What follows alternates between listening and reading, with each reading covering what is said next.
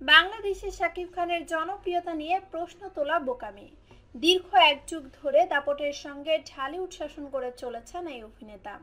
জনপ্রিয়তার নিরিখে বর্তমান সময়ের সব নায়কের চেয়ে মাইল খানেক এগিয়ে তিনি। তার ছবি মানেই যেন প্রযোজকের লগ্নে ফিরে আসা আর সিনেমা হলে দর্শকের সমাগম দেখা। নিজ দেশ জয় করে শাকিব এখন পশ্চিমবঙ্গেও দারুণ জনপ্রিয়তা অর্জন করেছেন। গেল বছর সেই জনপ্রিয়তার খানিকটা নিদর্শন দেখা গিয়েছিল। শিকারী ছবির প্রচারণায় পশ্চিমবঙ্গের বিভিন্ন জায়গায় যান শাকিব। সেই সব অনুষ্ঠানে শাকিবকে দেখার জন্য ভিড় করেছিল লক্ষাধিক মানুষ।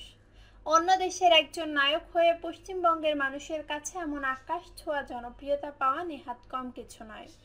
এবার হালের টলিউড ক্রেজ শুভশ্রীও জানালেন একই কথা।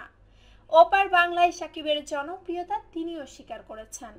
সম্প্রতি কলকাতার প্রভাবশালী গণমাধ্যমে এবেলাকে দেওয়া এক সাক্ষাৎকারে শুভশ্রী বলেন, শাকিব এপার বাংলায় খুবই জনপ্রিয়।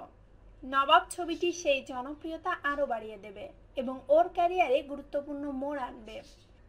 এদিকে দুদিন আগে কলকাতার প্রযোজনা সংস্থা এসকে মুভিজের ফেসবুক লাইভে এসে শুভশ্রী বলেন, শাকিব একজন সুদর্শন অভিনেতা, তার মধ্যে প্রচুর সম্ভাবনা রয়েছে, অনেক অভিজ্ঞ একজন নায়ক সে। প্রসঙ্গত শুক্রবার পশ্চিমবঙ্গে মুক্তি পেয়েছে শাকিব খান ও শুভশ্রী অভিনীত নবাব।